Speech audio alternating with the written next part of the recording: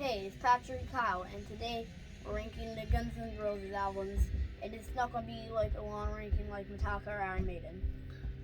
Yeah, kind of a weird band to rank because they don't have that many releases. They have a cover album, so that's basically an EP, something with only one original member.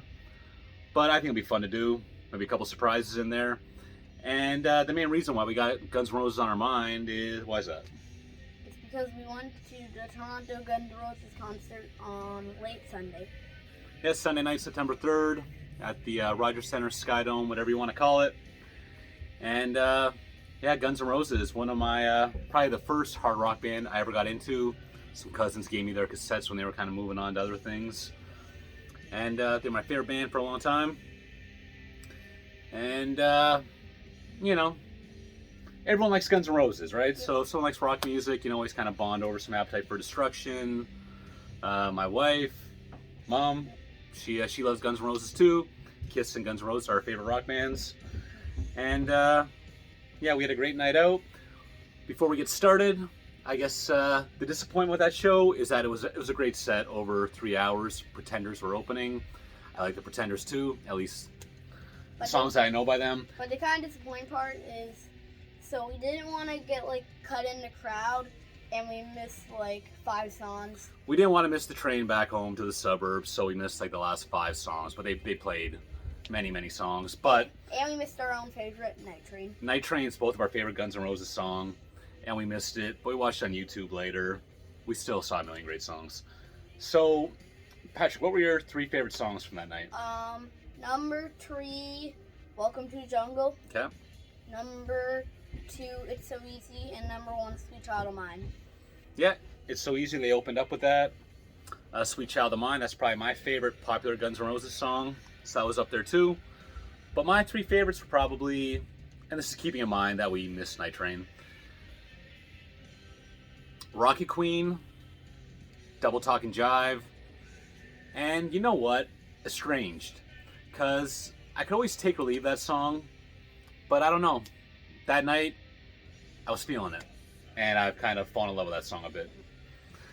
And, what else before we do our ranking? What else do we want to say about the show? Good show. Yeah, you had, you know, Axl didn't, it didn't sound great, I thought. It could have been louder, and I found the vocals were very in and out of the mix. And the opening band was The Pretenders. Yeah. They were good. I can't say I know like all the Pretenders deep cuts, but I know all the hits and I like them all. And I got to admit, a couple songs started making me a little bit emotional. I had to watch myself there. But anyways, let's start off with, how many of these albums do we got? 6. 6. What's our number 6? Chinese Democracy, their latest, I think, yeah. Yeah, this came out way back in 2008. And you know what? I really like this album, but besides Axl's distinctive voice, it doesn't really feel too much like a Guns N' Roses album to me. But again, I always like this one, and my favorite song's gotta be Sorry. Is that song addressed to the ex-members of Guns N' Roses at the time? I gotta assume so, but I've never really looked into it. What's our number 5? GNR Lives. I was kind of going back and forth on this. It's an awesome release, but I don't play it all that often.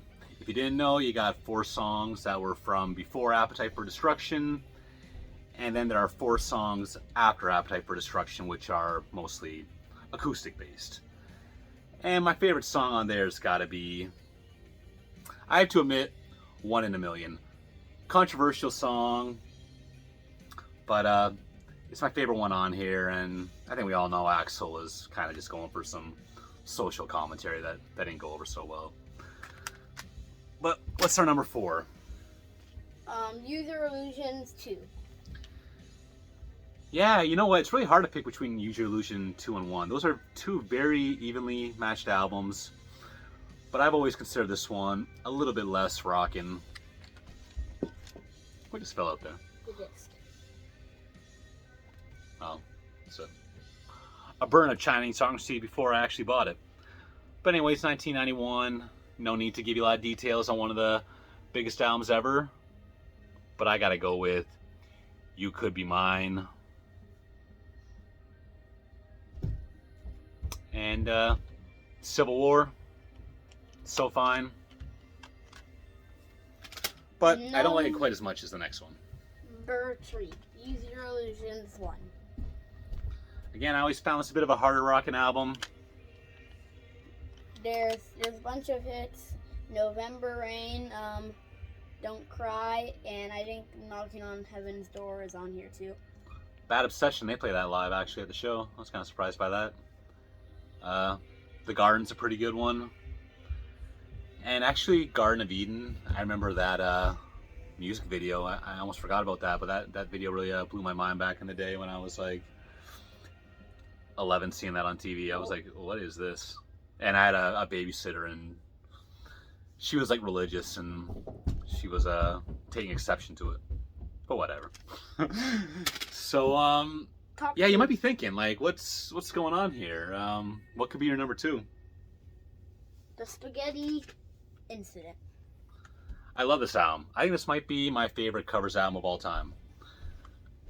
I love every track on here, but I'm gonna name several of the awesome ones. New Rose,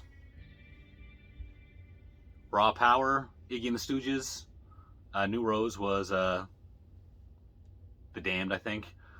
Ain't It Fun by the Dead Boys. Attitude by the Misfits. You Can't Put Your Arms Around a Memory, Johnny Thunders. I Don't Care About You by Fear. And the title track, Look at Your Game Girl. That's 2/3 of the album is perfect, and 1/3 I really like. There's not actually a bad one on here.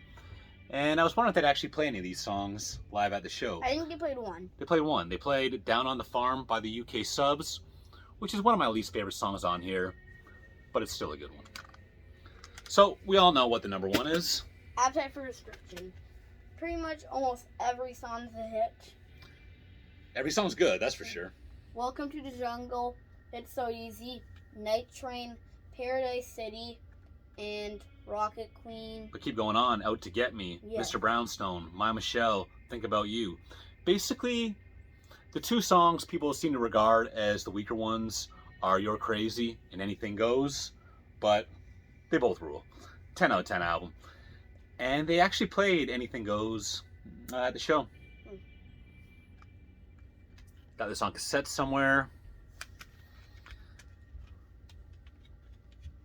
Who can deny it?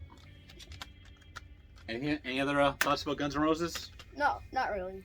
Well, rumor has it that they are working on an album. I'm getting that like third hand. I haven't really researched it online, but I've heard that. Do I think it will be good?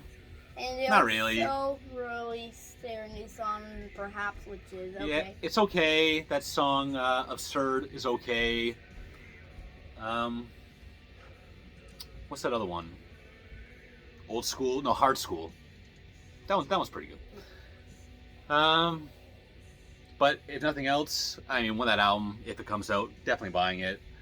And they come back to town, I'll definitely see it. Because actually, one more story. I was kind of hemming and hawing on going to this show. I just didn't really want to spend over $100 a ticket. 48 hours before the show, I looked up online, not even scalp tickets, people trying to get rid of them. Just at Ticketmaster. And they had $25 tickets. They dropped the price near the end. The fees were kind of exorbitant. It was like $30 in fees and $25 for the ticket. The fees were higher than if I would have paid $100, but even still, cost $50 a ticket. Totally worth it. And hope it's not the last time we see the Gunners. Yep. All right. See ya. See ya.